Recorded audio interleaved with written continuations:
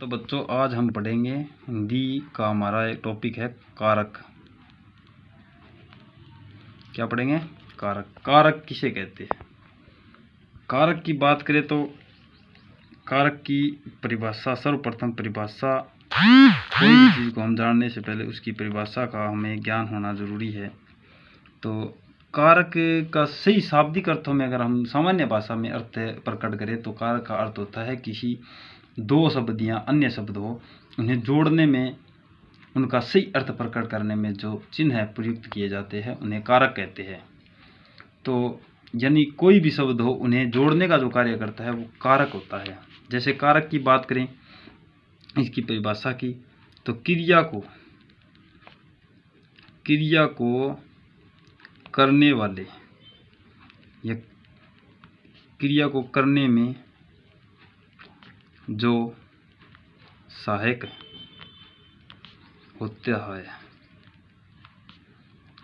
होता है उसे कारक कहते हैं। क्या कहते हैं? उसे कारक कहते हैं। यानी किसी काम को करने में जो हमारे सहायक होता है, किसी काम को करने में जो सहायक होता है उसे कारक कहते हैं। यानी क्रिया करना, यानी कोई काम करना कहते हैं। हिंदी में कारक कितने प्रकार के होते हैं? हम हिंदी की भाषा पढ़ रहे हैं तो हिंदी में 8 प्रकार के होते हैं। कितने प्रकार के होते हैं? 8 प्रकार के कारक होते हैं। फिर उसके बाद में कारक क्या कहते हैं? कारक होता है ना, कारक चिन्ह विभक्ति होता है। कारक को चिन्ह विभक्ति या कारक को चिन्ह विभक्ति कहलाते हैं।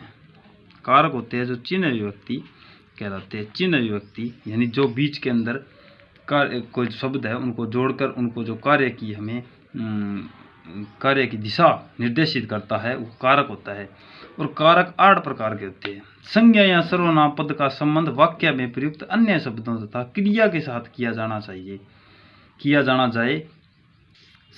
जाए वह कारक कहलाता है। ठीक है, ये संज्ञा या सर्वनाम पद में संबंध स्थापित करता है। संबंध का मतलब अब आगे पढ़ेंगे तो समझ में आएगा हमारे। कारक 8 प्रकार के होते हैं। कौन कौन से होते हैं? पहला कारक कौन सा होता है? कर्ता। दूसरा कर्म। तीसरा होता है करण। चौथा संप्रदान। और 5वां कारक की बात करें तो हम अपादान। छठे की बात करें तो हम संबंध। और 7वें की बात करें तो हम अधिकरण। और 8वें की बात करें तो हम संबोधन। यानी हमारे 8 कारक यहाँ पर पूर्ण होते हैं। अब इनका निर्देश, इनके चिन्ह है कौन कौन से होते हैं वो जो हमारी सहायता करते हैं, वो प्रकट करते हैं।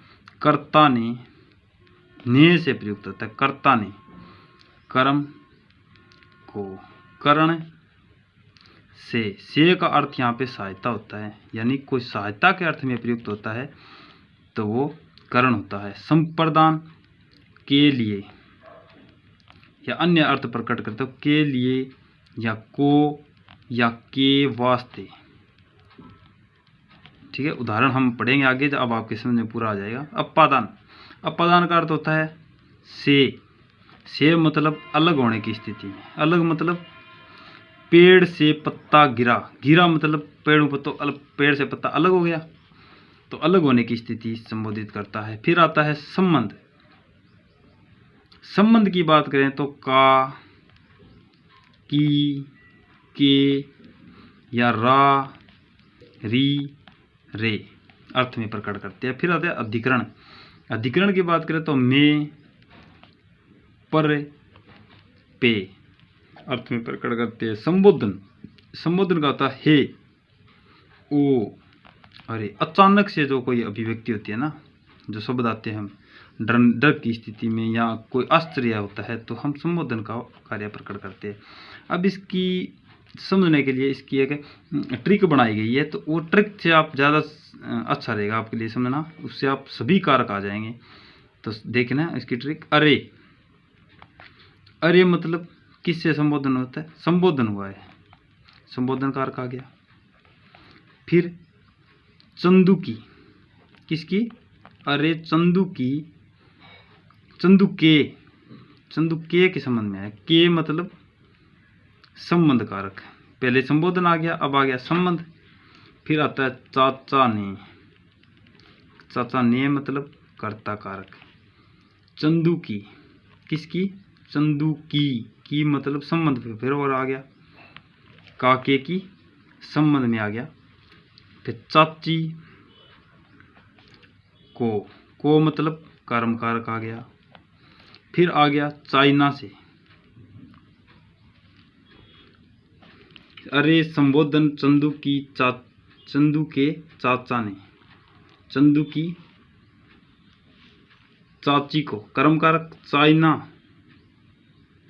से मतलब अपादान। चाइना से आकर, कहाँ से आकर? चाइना से आकर चांदनी चौक पर। चांदनी चौक का अर्थ हो गया यहाँ पर चौक पर मतलब अधिकरण हो गया, अधिकरण कारक। फिर चांदनी रात में, कौन सी रात में? चांदनी रात में। चांदनी रात में मतलब फिर अधिकरण आ गया। फिर चांदी की मतलब संबंध आ गया। फिर चम्मच से कौन सा कारक आ गया? फिर करण कारक आ गया। चाची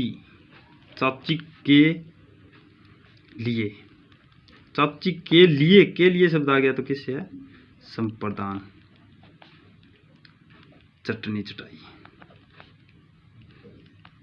अब इसका अर्थ देखो आप कि अरे चंदू के चाचा ने चंदू की चाची को चाइना से आकर चांदनी चौक पर चांदनी रात में चांदी की चम्मच से चाची के लिए चटनी चटाई।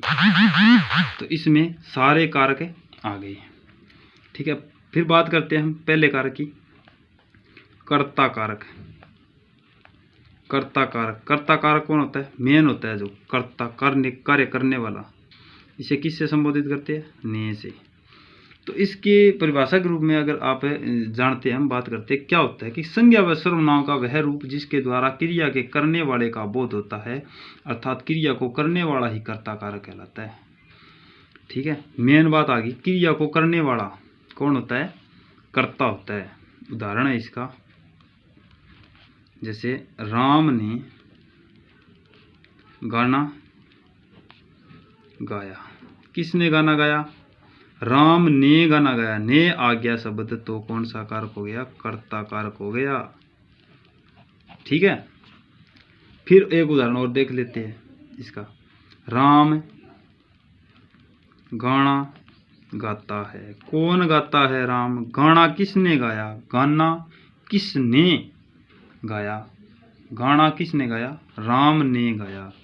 तो ने यहाँ पे लोप हुआ है। ने का यहाँ पे ने हमें दिखाई नहीं देता, अदृश्य है, पर इसके अंदर है कि राम गाना गाता है। तो गाना किसने गाया? राम ने गाना गाया।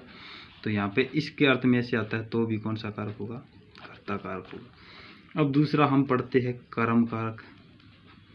कर्म कारक कौन सा होता है कि जिस शब्द पर क्रिया का फल पड़ता है, यानी जो कार्य किया गया है उसका फल क्रिया पर पड़ता है, जो काम हो रहा है उस पे पड़ता है, वह कर्म कारक होता है। इससे संबोधित करते हैं हम को से। तो इसका उदाहरण पढ़ते हैं। तो उदाहरण आता है इसका उदाहरण क्या आ गया? कर्म कारक का उदाहरण। कर्म कारक का उदाहरण की बात करें तो कर्म कारक का उदाहरण आता है। कर्म कारक का उदाहरण की बात करें तो कर्म कारक का उदाहरण को से स्पष्ट करते हैं। जैसे राम ने किसको मारा? रावण को मारा। राम ने रावण को मारा। राम ने शब्द यहाँ पर देखते ही आप कर्ता कारक मत कर देना। अब आगे भी शब्द दिया हुआ है, यहाँ पे एक की स्थिति में कर्ता कारक आता है, यहाँ पे दो का कर्ता है तो कौन सा कारक है? राम ने रावण को मारा। किसको मारा? कर्म कारक हो गया। कार्यकर्ता ने कर्म को मारा, रावण को मारा, तो कर्म कारक आएगा यहाँ पे। अब आता है तीसरा संप्रदान। संप्रदान का अर्थ होता है के लिए। के लिए के अर्थ में होता है, तो उदाहरण के द्वारा हम देखेंगे तो ज़्यादा समझ में आएगा हमारे, कि राजा ने गरीब को धन दिया। राजा ने गरीब को धन दिया। अब आप कहोगे इसमें के लिए है, धन किसके लिए है? गरीब के लिए धन है। धन, राजा के पास जो धन है वो किसके लिए है? गरीब के लिए है। तो यहाँ पे ऐदर्श्य है लिए, तो यहाँ पे अर्थ लगाएंगे आपने। राजा ने गरीब को धन दिया, तो धन किसके लिए था? राजा के लिए। अब आगे बात करते हैं।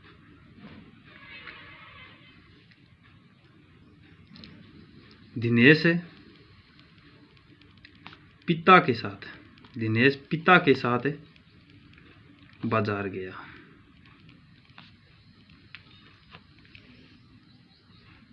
किसके साथ बाजार गया? दिनेश कर्ण कारक आ गया यहाँ पे। दिनेश पिता के साथ बाजार गया, पिता के साथ कर्ण कारक है यहाँ पे, ना कि संप्रदान। राजा ने गरीब को धन दिया। राजा ने गरीब को धन दिया, कौन सा कारक है? संप्रदान कारक है। अब आता है, इसमें और उदाहरण देखते हैं हम। अपादान की बात करते हैं।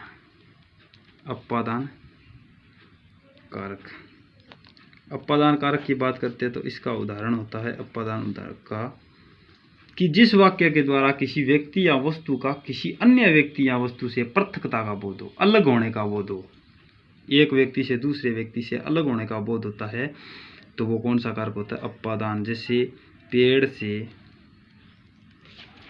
क्या गिरा? पेड़ से पत्ता गिरा। गिरा मतलब अलग हुआ, अलग होने की स्थिति में आता है, तो वो कौन सा कारक होता है? अपादान कारक होता है। जैसे राम ने सीता को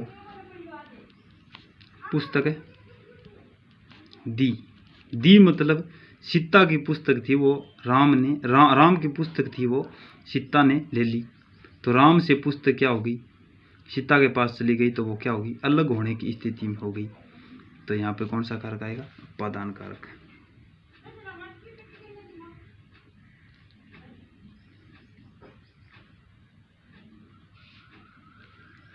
राम ने सीता को पुस्तक दी, राम ने सीता को पुस्तक दी, संप्रदान कारक होगा ये जी, ये संप्रदान कारक का उदाहरण है।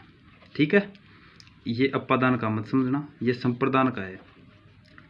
अपादान का उदाहरण हो गया, गंगा हिमालय से निकलती है। गंगा हिमालय से निकलती है। निकलती है अर्थात चली गई, निकलती है से अलग होने की स्थिति में हो गया अपादान। ठीक है, उसके बाद में आता है संबंध। संबंध कारक। संबंध कारक क्या कहता है? कि कारक के जिस रूप से वाक्य में संबंधता का बोध होता है, यानी संबंध दर्शावा है, एक दूसरा में संबंध दर्शाते हैं। तो राम, और इसका चिन्ह क्या होता है संबंध कारक का? का, की, के, रा, री, रे, ना, नी, ने, अलग अलग, ये सारे अर्थ कौन से संबंध में होता है। तो राम की पुस्तक खो गई। राम की पुस्तक खो गई। खो गई अर्थात राम का पुस्तक के साथ क्या था? संबंध था। संबंध दर्शाने के लिए की का प्रयोग होता है, तो कौन सा है? संबंध। और दूसरा उदाहरण और देख लेते हैं हम। करणी माता का मंदिर प्रसिद्ध है। करणी माता का मंदिर प्रसिद्ध है। देशनोक बीकानेर में मंदिर है जो करणी माता का है। तो किसके लिए प्रसिद्ध है? मंदिर के लिए। करणी माता का संबंध किससे है? मंदिर से है। और मंदिर प्रसिद्ध है, तो कौन सा कारक आ गया? संबंध। यानी ये संबंध स्थापित किया कि करणी माता का संबंध बीकानेर से, और बीकानेर में मंदिर है, मंदिर करणी माता के लिए प्रसिद्ध है, तो ये संबंध स्थापित हो गया। अब बात करते हैं हम अधिकरण की। कौन से कारक की? अधिकरण की। अधिकरण कारक होता है ना, उसका चिन्ह होता है में पर। क्या होता है? में पर। तो इसका उदाहरण है कि कारक के जिस रूप से उस स्थान या आधार का बोध हो जहां पर क्रिया हुई है, उसे अधिकरण कहते हैं। कि जिसका स्थान का बोध होता है ना, उसको होता है, जैसे वायु यान आकाश में उड़ रहा है। वायुयान आकाश में उड़ रहा है। कहाँ उड़ रहा है? वायुयान आकाश में उड़ रहा है। तो वायुयान का संबंध किससे हो गया? आकाश से। और दूसरा उदाहरण देखें तो कुएं। कुएं पर कौन पानी भर रहा है? पानी का संबंध किससे हो गया? कुएं पर। कुएं पर पानी कौन भर रहा है? पर संबंध किससे करता है? ये करता है अधिकरण से। तो कुएं का संबंध किससे है? पानी से। और पानी का संबंध किससे है? कुएं से। पानी कुएं के अंदर निकलेगा, यहाँ बरसात का होगा, तो बरसात का होगा तो बादलों से संबंध होगा, और कुएं का पानी है तो कुएं से संबंधित। तो कुएं के अंदर क्या, कुआं किस लिए होता जाता है? पानी के लिए। तो कुएं का संबंध किससे हो गया? पानी से। अब आता है लास्ट कारक संबोधन। संबोधन का अर्थ होता है, इसका चिन्ह होता है हे, ओ, अरे। ये होता है वाक्य में जब किसी संज्ञा या सर्वनाम को बुलाया या पुकारा जाए, उसे संबोधन कारक कहते हैं। यानी किसी बच्चे को दूसरे बच्चा पुकारता है या बुलाता है, जैसे राम ने सीता को कोई मतलब वाक्य कहकर बुलाता है कि इधर आओ, तो इस स्थिति में कहते हैं जैसे अरे, अरे मोहन इधर आओ। अरे मोहन इधर आओ। क्या किया? मोहन को बुलाया है किसी बच्चे ने, तो क्या कहते हैं? अरे मोहन इधर आओ। दूसरा, भगवान को कहते हैं हे प्रभु मेरी सहायता करो या मेरी रक्षा करो। तो कौन सा कारक आएगा संबोधन कारक में? हे अरे मोहन इधर आओ, हे प्रभु रक्षा करो, हे प्रभु बरसात करो। तो इस प्रकार ये कारक का हमारा जो टॉपिक होता है वो पूर्ण होता है। कारक की परिभाषा में अगर हम दोबारा इसे रिवीजन करते हैं तो कारक की क्रिया को करने वाले जो सहायता करते हैं, जो सहायक होते हैं, उसे कारक कहते हैं। हिंदी में कारक 8 प्रकार के होते हैं। कारक चिन्ह विभक्ति कहलाते हैं, यानी जो बीच के अंदर शब्द को पूर्युक्त यानी पूरा करने में जो काम में आते हैं वो कारक कहलाते हैं। कर्ता ने कर्म को करण से संप्रदान के लिए अपादान से अलग होने की स्थिति में संबंध का, की, के, रारी, रे, अधिकरण में, पर, पे और संबोधन हे, ओ, अरे के लिए प्रयुक्त होते हैं। तो कारक 8 प्रकार के होते हैं। तो आपने ये समझा है, जाना है। कारक की परिभाषा और कारक के रूप पढ़े हम। कारक 8 प्रकार के होते हैं। तो इन्हें उदाहरण, अन्य उदाहरणों से भी आप इन्हें याद करके कर सकते हैं। तो ठीक है जी। जय हिंद, जय भारत।